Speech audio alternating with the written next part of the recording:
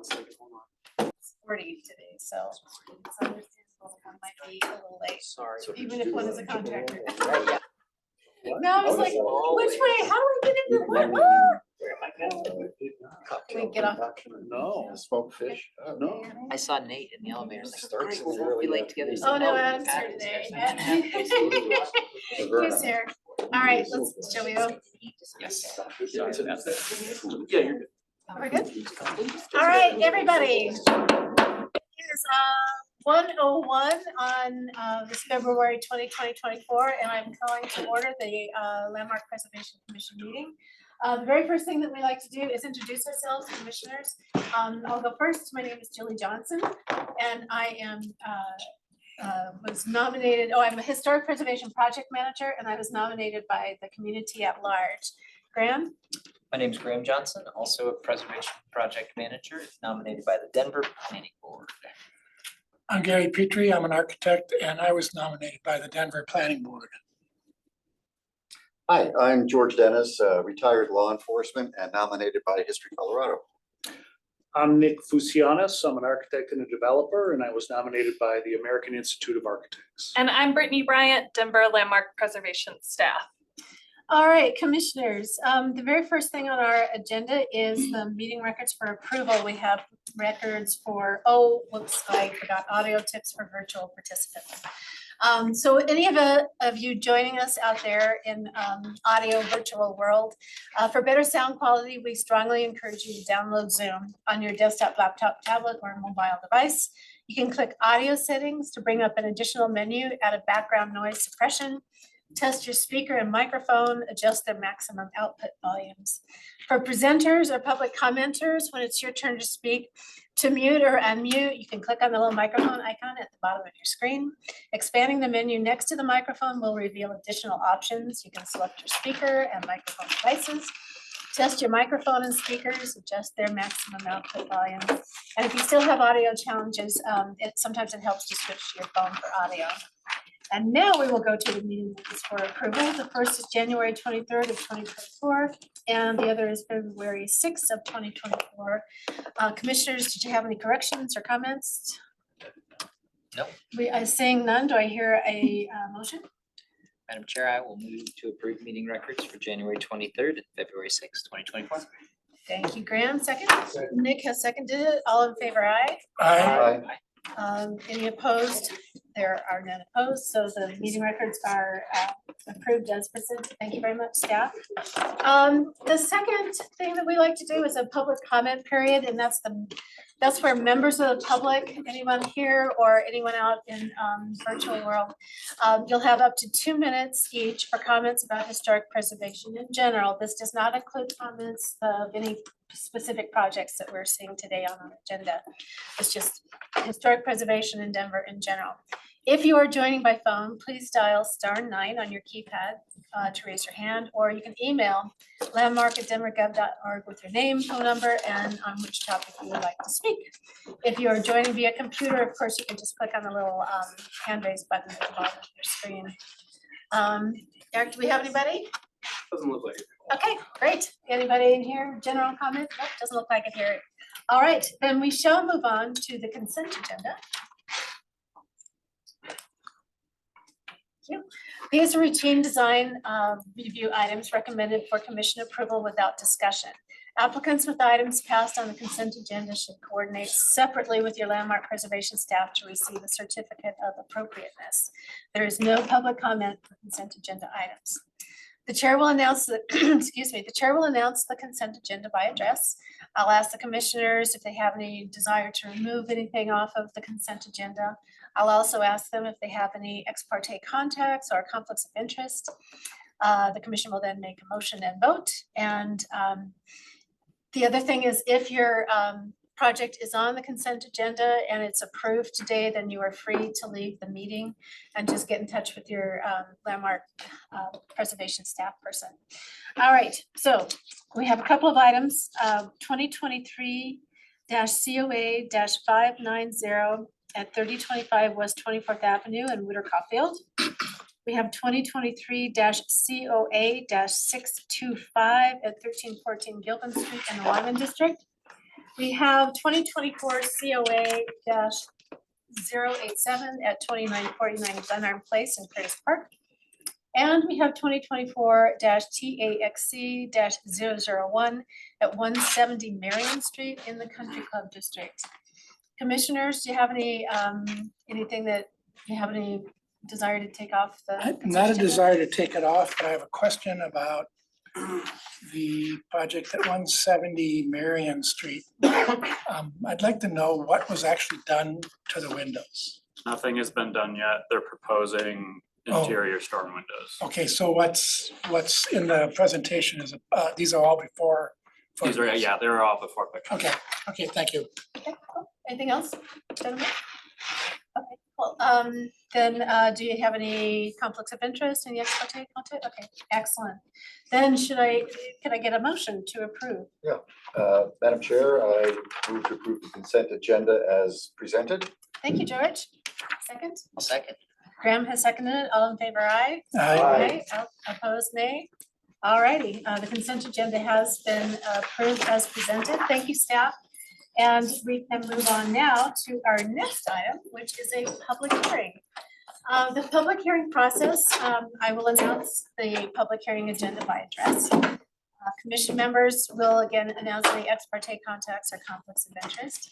Staff will introduce the application and recommendation. Commissioners can question staff. Applicant presentation will happen after the staff presentation, and the applicants are limited to 10 minutes. You've got 10 minutes to tell your story. Commissioners may question the applicant as well. Public comment period is 3 minutes per person during the public hearing process. And if anyone is here, you will have 3 minutes to give your comment, and you'll come up to the table here. If you're joining us virtually and you would like to make a comment, you can use your little hand raise button on your screen, or if you're calling via phone, dial *9 to raise your hand, or email landmark@denvergov.org. And staff will have a chance to clarify if necessary. The commission will deliberate, then the commission will make a motion and vote. Alrighty, so we have one item in the public hearing process. It is 2024 L-001 at 2323 East Dakota Avenue, the Hegner Laurie House. And Abby is our staff person.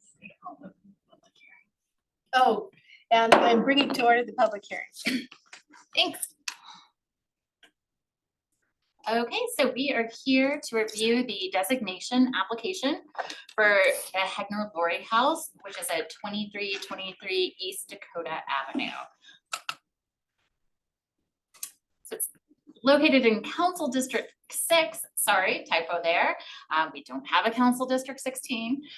It's in the Washington Park neighborhood. It is at the intersection of University Boulevard and East Dakota Avenue, across from Polo Club area. The owners are Thomas J. Amy and Carol B. Amy. They are bringing this designation forward, but it's coming forward with the support of Paul Cashman, councilman, who is acting as the applicant along with the Amy's.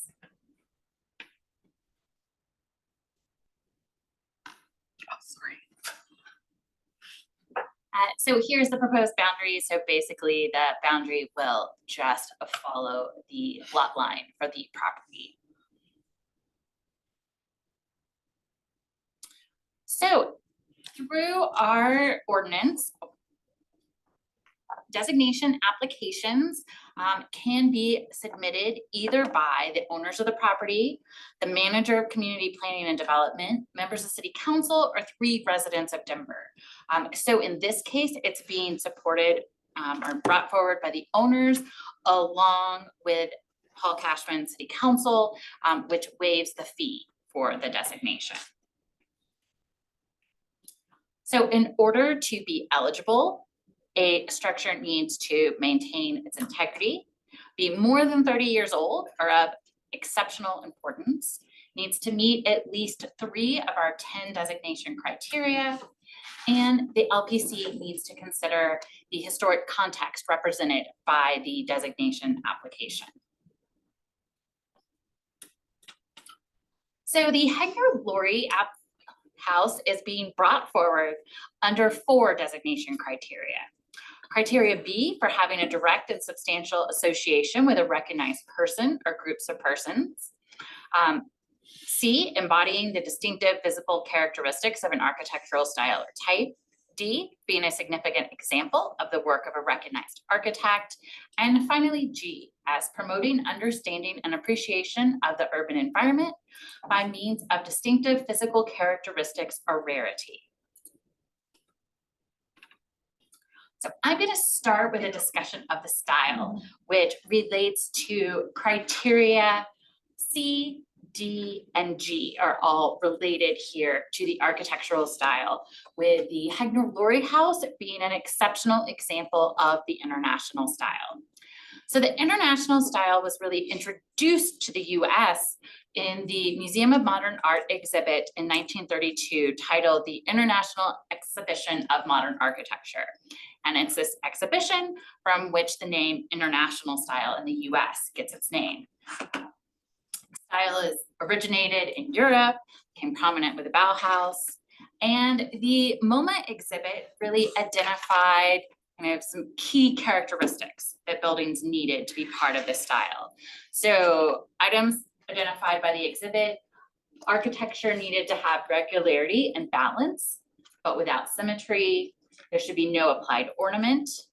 And the architecture should emphasize volume over mass, with thin surface materials giving buildings a lighter appearance. So the international style as it comes to the US in the 1930s is avant-garde and architect designed. It was introduced by prominent architects in Europe who came to the US to escape coming war. They brought experience with architecture that was really designed to exploit modern materials and technology. Their designs really emphasized building functionalism, and with that, the elimination of anything that was seen to be just decorative. And in the US in the 1930s, most examples are found either in the northeastern United States or California. As I said, this is a pretty kind of avant-garde style, and so it really didn't make it much into the middle of the country in the 1930s. Most examples of the international style aren't seen more widespread in the United States until after World War II, when it becomes kind of a much more widespread style. So key features of the international style: minimal decoration, no applied ornament, flat roofs, smooth wall surfaces, asymmetrical, long ribbons of windows, plate glass windows that are set flush with the wall, and large blank expanses of exterior walls are often common because they're worried more about the interior function. So it's focusing on the functionalism. And so, you kind of are building what makes the most sense, not trying to just, design for symmetry or designing windows in order to have balance. The windows are only there when they're serving an interior function. So this is the Jossel House, which is our only Denver landmark currently listed for the significance of its international style architecture. So as you can see, this one's built in 1951. So this is quite a bit later than the 1936 Hegner-Laurie House that we are looking at today. And this is much more, this represents that period when the international style really becomes much more widespread. So for the Hegner-Laurie House, it is being proposed for designation under criterion C for embodying the distinctive visible characteristics of the international style and being an excellent example of an international style residence.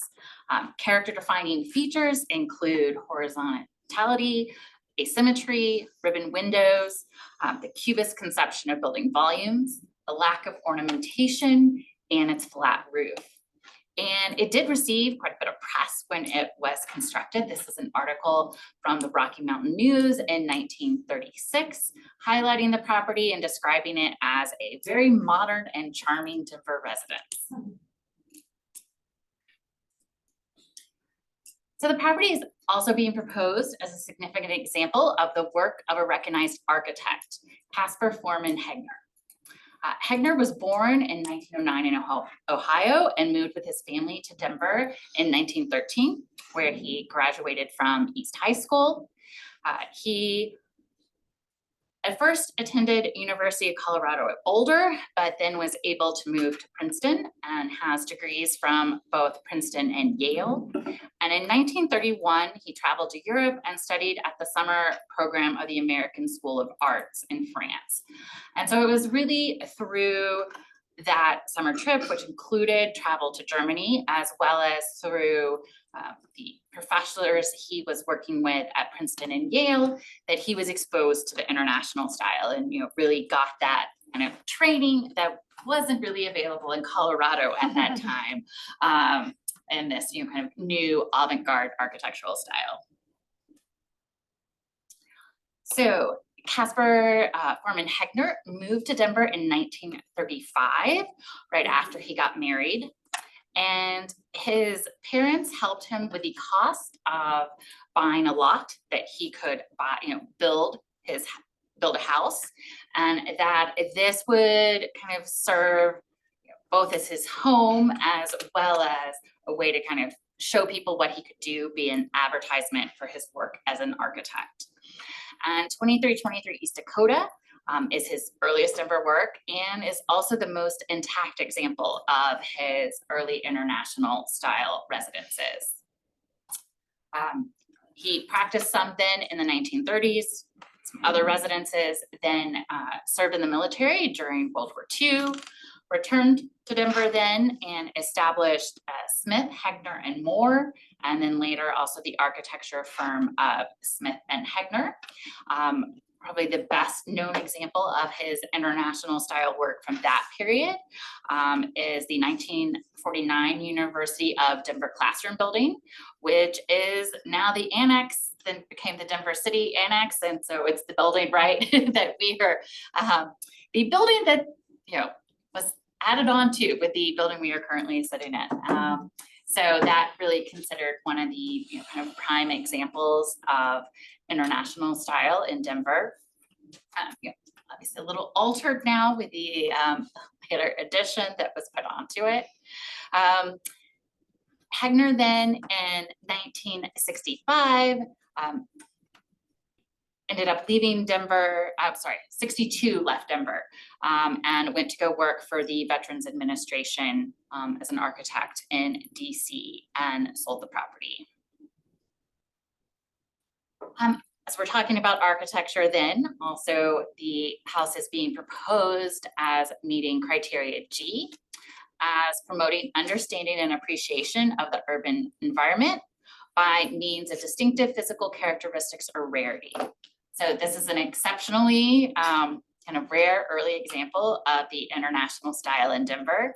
It's also believed to possibly be the first example of the international style in Colorado. The applicant team tried to see if there were any earlier examples. No earlier examples in the state could be identified. So here you see photos of the house under construction, as well as the house ended up being used by the Truscon Steel Company to advertise their products and their steel windows. So this is a advertisement from Pencil Points magazine in 1937, which uses the Hegner house advertising their new modern steel windows. It was also featured in Architectural Forum in 1937 in an article for 50 new houses. Again, this is pretty exceptionally rare for a house from Colorado. We didn't get a lot of coverage in this period as being cutting edge in national architectural magazines. So it is a real distinction that the house was featured in Architectural Forum. So then finally, kind of moving on to criteria B, and I'm covering this last since it happens last chronologically, which is also how it was done in the designation application. But so being designated or apply for designation also for association with Barry Laurie. as having, for his kind of direct and substantial association with, having an influence on society, so particularly with the entertainment industry. So Barry Laurie was born in Denver. He purchased 2323 East Dakota Avenue in 1965 and lived there with his wife from 1965 to 1985.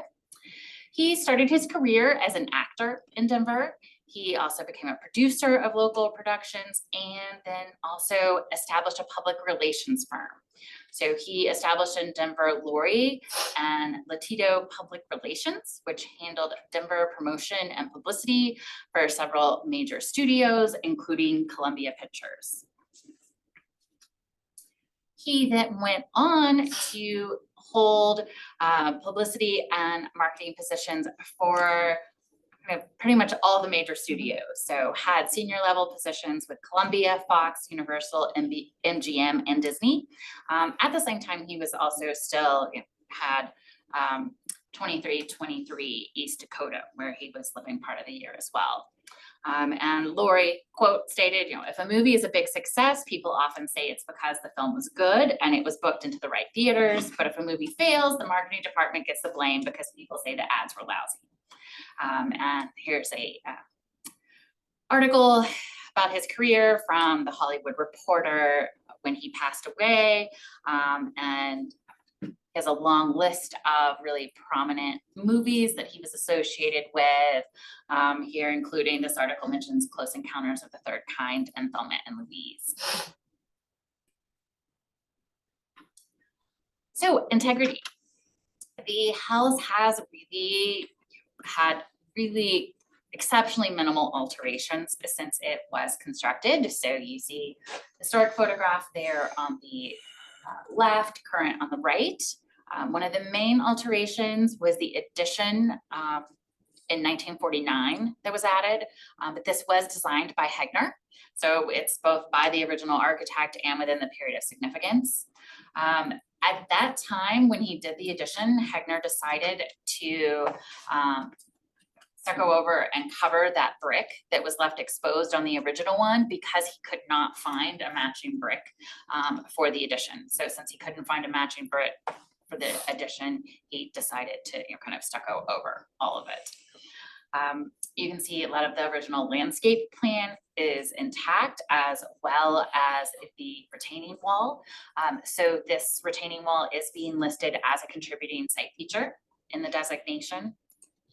So it has great, integrity of location, feeling, setting, association, design, materials, and workmanship. So our ordinance says that the commission should also consider the historic context. So in this case, the Hegner Laurie House is associated with the development of modern architecture in Denver, as well as being associated with the entertainment industry through the work of Barry Laurie. So the period of significance is being listed from 1936 to 1985. So this includes Hegner's residence in the house from 1936 when it was completed through 1962 when he moved to DC, and then Laurie's ownership and occupation of the house from 1965 to 1985.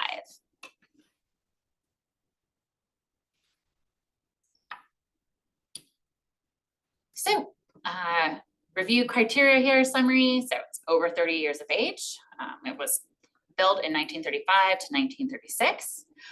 The application meets at least 3 criteria. So criteria B for its association with Laurie, C as a distinctive example of the international style, D for its association with the work of Caspar Hegner, and then D as a really exceptionally early example of international style modern architecture in Denver that was very influential.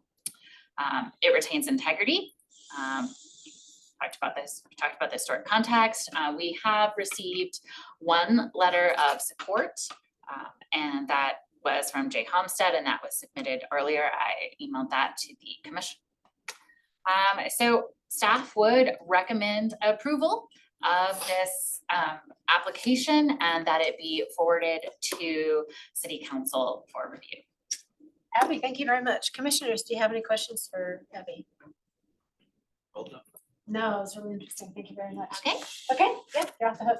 Alrighty, applicants, I don't know who's speaking, but whoever is planning to speak can come up to the table here.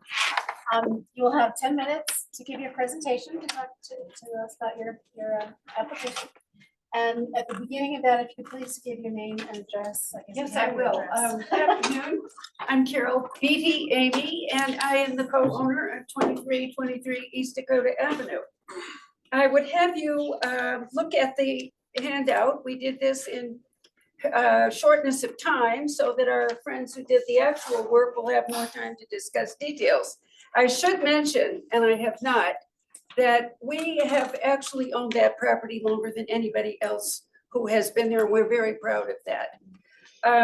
You might refer to this information. I don't think I have anything else to add, but if anyone has a question, be happy to take it. Did you have anything that you wish to say? Yes, I should make a comment on the motivation for belief that it should indeed be designated as a Denver landmark property. I mean, I think we've seen quite a bit of information already.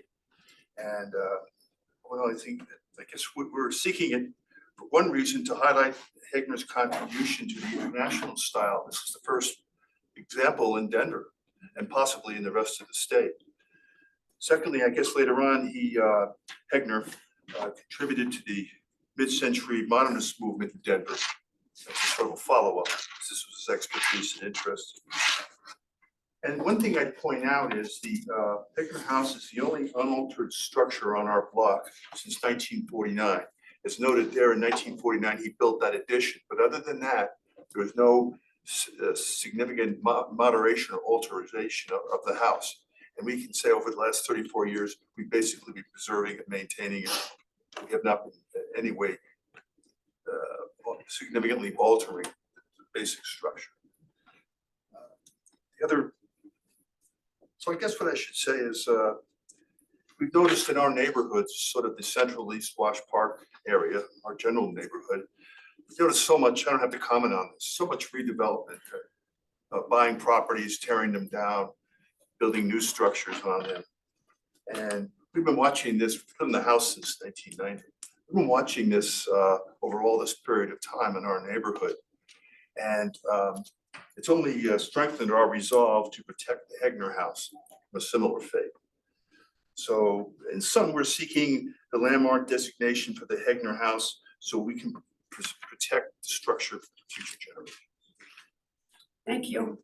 Thank you. Commissioners, do you have any questions for the applicants? well, I think they also have the, Tom Simmons was also gonna speak Oh, as part okay, of the great. applicant. All too. right. One more speaker. Your name and address, please. Sure. Tom Simmons, 3635 West 46th Avenue, Denver. Lori Simmons and I, my wife, prepared the application for the Amy's with the valuable assistance of Rod Wheaton, a retired National Park Service architect. I think Abby did a really tremendous job in summarizing and discussing the area's significance, so I don't think I will relate to that. I would note that in 2023, we initially prepared a National Register of Historic Places nomination for the Amy's, and we argued state level significance for the international style and as a work of Caspar Hegner. That is how it was listed. Just one minor clarification on the 1949 modifications. The brick, Hegner apparently had a problem matching the brick he used on the original house, and he painted both the front and the rear. He did not stucco it. It's not stucco, it's just painted. Other than that, I think that this house really stands as a distillation of what Hegner had learned at Yale, Princeton, and especially during his European travels in 1931. I think the whole, that time period, there's a ferment of interest in the international style, mostly on the coast, but he was in the Northeast, so he got to see some good examples up there, as well as from his trip to Europe. And we actually call out some specific designs that he likely referenced in producing this one. This was the equivalent of his website. I think he thought that this is going, with his parents' money, to finance the construction. this would be something he could point to, this is the type of things I can do, come and hire me, basically. That's it. If you have any questions, I'd be glad to address them. Great, thank you. All right, again, commissioners, any questions for the applicant? No, thank you. No? No, guys just did a great job. Thank you Thank very much. Yep. All right. So now we go into public comments. Is there anyone here who would like to make a public comment that's not part of the applicant team? No? I You might don't- you like don't to have to. mention one thing Sure. that, Well, Go up and say My anything. nephew, my name is Yeah, Bill okay. Johnson. and he's familiar with the house, he loves the house, he'd like to make some observations. that's Yeah. great. That's why we're, And- that's and why we're also- here. And also the owners, that I would just like to indicate that it's, you know, Hegner Laurie House, but maybe Amy should be an amendment to that, because they have done so much in preserving it and getting it up to the point it is. And they have quite a connections with Hollywood and whatnot themselves, so Well, I don't have to really explain too much on that, but maybe someday somebody will be writing back and decide maybe it should be the Maybe Hegner I'll Laurie. get you. Maybe. Can we get your name and Bill address? Johnston. Okay, and your My address? mother's name is Amy, so my uncle. He's my oldest nephew, Oh, cool. I'm glad to hear. And what's And your that's address? Elizabeth, Colorado. and then his wife, I'd like to introduce, It's at Elizabeth, Colorado. So- is where he's from. Can I, Nick Johnston, his wife. Trying to get your address. 722 Starling Lane, Elizabeth, Colorado. thank you. Great, thank you. The residents. Anybody else wanted to make a comment? Okay, great. Do we have anybody in virtual land that would like to make a comment? Doesn't look like it. Okay. All right. Then, staff, did you have any other comments to make? All right, then commissioners, let's go into deliberation. What are your thoughts? I think it's a standout example of support of the application. I agree. There's really nothing that can be added. I mean, this is a remarkable example of a very early example of modern architecture. I did the historic structure assessment on the building away Yeah. some yeah, years sorry. ago, before this was built, and did a little research that included getting an understanding of what the firm of Smith, Hegner and Moore were doing. And they were emulating architects from Harvard, particularly Marshall Boyer and Walter Gropius. It was almost like pen stroke for pen stroke. So they were very engaged with what was going on in the modern movement at the time. Sorry. Oh, Yes, we're gonna- Can you close the public hearing and then Oh. enter board deliberation? Oh, sorry. I didn't close the public hearing properly. I just closed it. Sorry about that. No, it's okay. Okay, so George, because there were so few examples of the international style in Denver, and especially age-appropriate examples, this one really has to be saved. And I have to commend the owners, one, for their motivation to do this, and two, not naming it after yourselves. I think that's really good. So no matter what their nephew wants. right, I can absolutely support this one too. Great, Grant, did you have anything additional? No, I think it's a really interesting application and it adds some cool history to the list of all the Denver landmarks. So it's I exciting. agree. Yeah, I think it's a real standout and I just think it was beautifully researched. I love how everybody is so enthusiastic about it. I see my old friend Rod Whedon was doing research, so I know it's good stuff. So at any rate, I will call for a motion.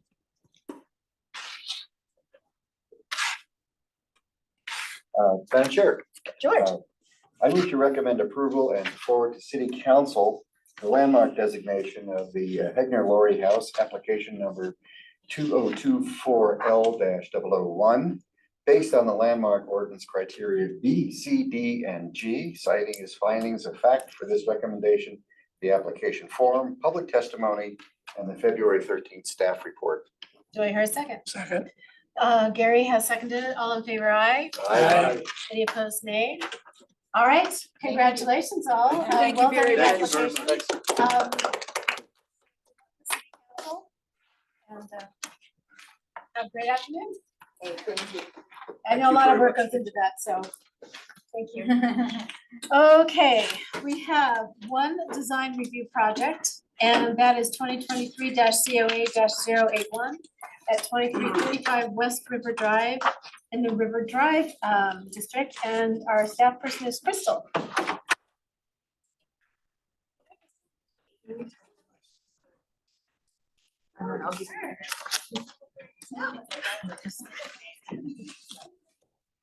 So the design review process is, I just announced the design review agenda. Since we only do have one item on the agenda, commissioners will announce any ex parte or conflicts of interest. Staff will introduce the recommendation, and commissioners can question the staff. The applicant is limited to 10 minutes to give their presentation. So of course the commissioners can question the applicant. And then public comments, the public comment period for design review process is 2 minutes per person. And there's no one here in person, so if there's anyone out joining us virtually and you'd like to speak regarding this specific or this project, please use the hand raise button on your computer or dial *9 to raise your hand, or email landmark@denvergov.org. Staff can clarify if necessary, the commission will deliberate, and then the commission will make a motion and vote. And so without further ado, Crystal. Thanks, Julie. See how long she takes today. Okay, so here is 2535 West River Drive. This is a contributing structure in the River Drive Historic District. It was built in 1888 and is gable front contributing structure to the district. The property owner's previous project, which you can see here, was reviewed and approved for a rear addition and for changing one window at the east elevation previously. During demolition for this new addition, the demolition contractor removed and destroyed all the windows on the property, including the one original window on the house at the east elevation that was supposed to remain, that was called out previously, as well as front facade windows that were also supposed to remain. So I've just outlined here at the bottom in orange, the front of the house where those two windows were supposed to remain. And then the call out at the east elevation, you can see circled at the top. And then at the left here, you can see the house in the middle. The house to the right is outside the district.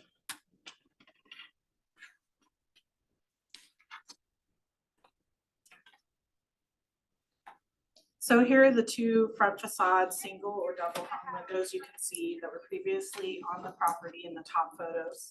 And at the bottom, you can see the new larger single light casement windows that were installed. As you can see on the right side of the screen, the window proportions for the new windows have been changed and have been enlarged the existing openings for all the new windows. The designation application property inventory form stated that the windows on this property had previously been replaced and that only one remaining window on the east elevation had been original. The demolition contractor ordered new windows that matched the addition windows and dimensions, and not windows that would have matched existing openings or their style of operation that were present.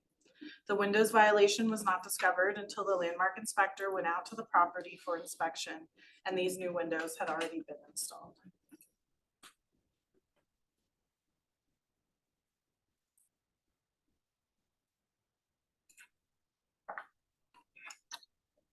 So here you can see the one original east side window on the left side of the screen. The bottom center is the new casement window with simulated divided lights that semi-matches the look of the previous original window, though this opening has also been slightly enlarged and the operation style has changed. Next slide. And then finally, here's an older photo on the left that was sent to us, and on the right, Google Street View images showing the house. At the top left is a side, or top right is a side view of the house from May 2014, and at the bottom left or right is a view from December 2022.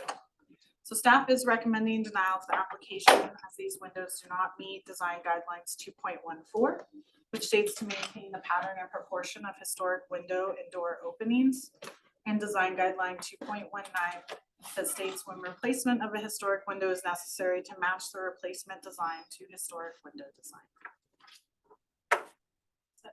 All righty, Crystal, thank you very much. Commissioners, do you have any questions for Crystal? Nope, doesn't look like it. Thank you very much. All right, is our applicant joining us virtually today?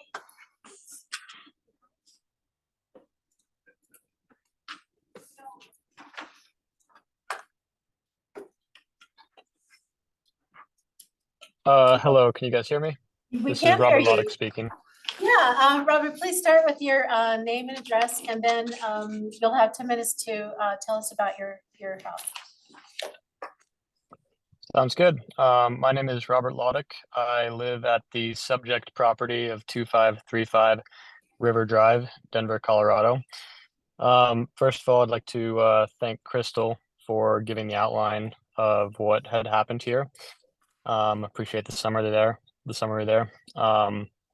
And to echo what she had said, this was an approved project through Landmark.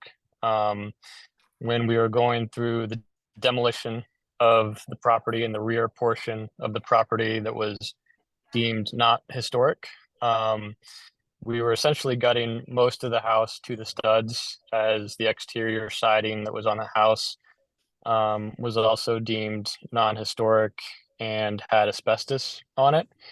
So when that demolition contractor came through, all of the windows were destroyed, and at that point, they were gone, and we had no choice but to replace them. In hindsight, we probably should have contacted Landmark at that point to open up for a new review, but we and my contractor decided to order windows that had closely matched what was previously approved for the rest of the addition. So that's what we did, and that's what was installed in these 3 windows in question were windows that closely matched what was previously approved by Landmark for the other portion of the addition. And can we go back to the slides that Crystal showed that showed the sizes of the windows? Yep, there. So we have a little sheet showing the size of the front windows that were existing, and then the size difference for both the height and the width. And for the width, it was only increased by 8 inches, and the height was only increased by 6 inches for both. And I would also like to echo what Crystal had said too, in that these front windows were not historic. They were, I don't know when they were made, but I think the only historic window was that side window. And then going to the dimensions on the side window there, the dimensions only increased by 6 inches for that side window. And that's pretty much all I had there to add to what Crystal had mentioned in her summary. All right, Robert, thank you. Commissioners, do you have any questions for our applicant? No? Okay. Crystal, did you have any other additional comments? No comment. Okay. Oh, that's right. Thank you. Do we have anyone out in the public that would like to join us? If you're joining by phone, you can dial *9 on your phone keypad to raise your hand, or you can email landmark@denvergov.org. Doesn't look like we have anybody that wants to make comments. All right. Then Crystal. I do have one comment. Okay. Just that we have done a few revisions, so I feel like we could have mentioned this at that point. Unfortunately, it was caught at the end, so that's all. So when you mean few revisions through what, Just like typical what revisions. stages? Oh, okay. Yeah, on what was approved, but the windows were never mentioned. On the actual addition that was approved, I've revised that application a few times for minor things. But the windows were never mentioned, so. Okay. All right. Commissioners, any questions for staff? Okay, great. Crystal, thank you. All right, then let's go into deliberation, commissioners. What are your thoughts? It's unfortunate. Yes, very much so. Yeah. I think the side window that matches at least the light pattern and is a secondary elevation is worth conversation, but I think the two front windows are certainly not with the character or that original double configuration. Yeah, I agree with that. What did you want to, so make your case for the side window. Well, I think it being an interior side window that changed a little bit in shape, but not in form or light pattern or anything like that. You know, feels like if we're gonna consider this application and move to deny, you know, all three replacement windows that change size versus two of the three that, you know, I guess I for one would consider the two of the three, noting that the third one probably wouldn't have been approved, but that given the situation, I think it's less impactful, especially with the new development outside of the district that's next to it, where you can't really see it any longer. So that's just my 2 cents. And I know these are always tough, kind of the retroactive corrective measures, so. They are. Well, guys, what do you think about Graham's thought about the side window? Gary? I mean, I could support what Graham's saying. I guess what. And I agree with the staff's recommendation with the possible exception of what Graham has stated. It seems like the homeowner is being hung, well, you know, I don't know how culpable the homeowner was in this case. And I guess what I'm trying to say is maybe there should be some contractors who are banned from doing this kind of work. That's not our, Probably a lot of them. that's actually. not our purview. It's just that's kind of where my emotion is right now. It's like, there are people out there, and maybe the window manufacturer has some culpability in this too, for not having better control over the people buying and installing their windows, because they know Denver and they know about the landmark ordinance, and it's like, not my problem. I guess that's all I'm gonna say. I'm just kind of upset by this, but I agree with the staff recommendation. And I'm sympathetic to what Graham suggested as far as that side window is, even though that was the original window. Right, Um, yeah. Yeah, It was Nick, nice to George? put some buttons on that one. I know, I know. I would ask, what are the remedies that would be considered here? Would be forcing the homeowner to replace the windows he just put in Correct. and presumably have action against the contractor at the same time? We can't Possibly. make any No, we action. can't do that. That would be No. up to the owner. No, I mean, it's up, but that would be, you know, an avenue. But that's the only, wow, this is a hard one. It's tough too that they were enlarged, right? You know, Right. proportionally, it's not a big building. And I think that really nice 3-part window, you know, I did see one of the photographs that seemed to show the siding fell short of the window at one point in time. I wonder if that was an indication that the windows that were replaced in the front were smaller than the original openings. that's fair. So but certainly a fixed picture window is not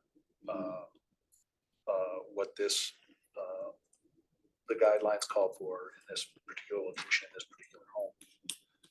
But I can agree with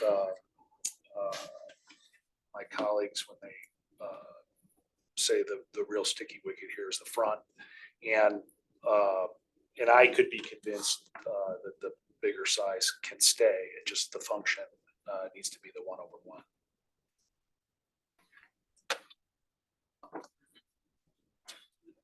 So what are your thoughts about the side? So sounds like people are amenable to allowing the side window to remain. Is that what I'm hearing from you guys? Yeah, Okay, it's okay. hard to see. But- so. going with staff recommendation on the front. So, Well, like I said, I could support the bigger size, so I wouldn't ask them to fill You siding wouldn't back ask them in. to change it. No, I'd ask them to change the window, not the opening, the reduce the functional opening window size and fix the trim. I wouldn't ask them to do that. Okay. But I would be interested to hear what my colleagues think.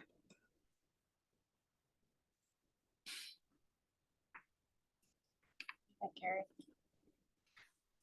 Well, I mean, I'm sympathetic to that idea, but the situation here is about how, the original plan was approved. There was certainly a knowledge of what was important, not only to the commission, but to the staff's review. And it's like, how many sort of changes would we allow? And what kind of precedent are we opening for other people who are gonna say, it doesn't matter. Yeah. We'll try, we'll play plead ignorance and say, well, this happened and it's not that bad. I mean, we've had other cases where a construction project occurred and standards were violated and approved plans were ignored. And we made sure that the approved plans were carried out as approved. This is not quite as egregious as some previous cases, but it's like, I think the height too, Nick, that you mentioned, changed by 6 inches, but they actually got 8 inches wider too. That width is maybe a little more troubling than the height, I think. Got it. Just because Yeah, it's, no, it's such a small facade and it was really evenly balanced. Okay. I hate being Yeah. the one holding the big heavy book, I in this know. moment, but But it was, it's the size of those windows was such a character defining feature, in my view. it's a small house. It's a small house and I know the owner says it's only 6 inches, but actually that's a lot. what was Being the a house height that's small. changed by lowering the sill? I believe so, yeah. Okay, 'Cause so the head header heights still line matches. up Right. like they did originally. I'm concerned about two things. One is the integrity of the review process, and the other one is it does not meet the guidelines. I, like with other cases, I have to go with what is before me, and I think at this point I will concur with the staff's recommendation to deny. Does that include the side window as well? Does that include the side window? That includes the staff's recommendation. Okay, all right.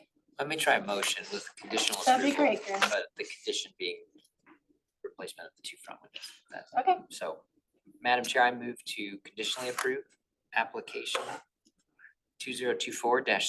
2024-COA-081 for the window violations at 2535 West River Drive for design guidelines 2.14 and 2.19. Presented testimony, submitted documentation, and information provided in the staff report with the condition that the 2 front windows be replaced to match original size, operation, and proportion. Do I hear a second? Second. Gary, okay. All right. Were there any comments, Gary? Well, I Could was, we- my hesitation was, can we approve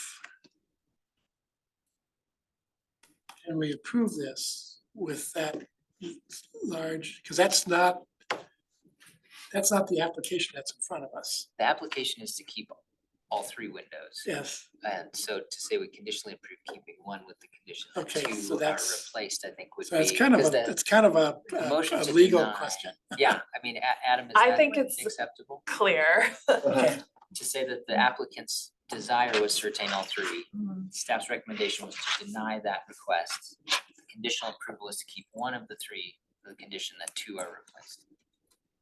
Yeah, that's fine. And resized. And yeah, back to the original historic Yes. size and proportion.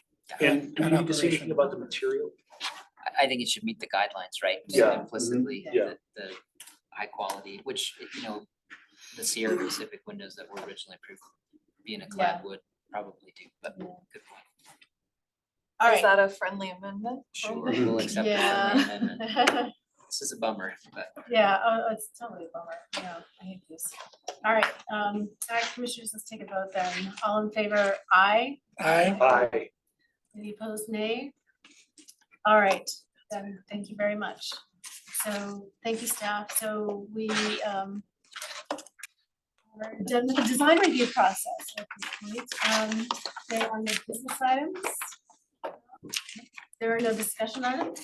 No discussion items? Okay, great.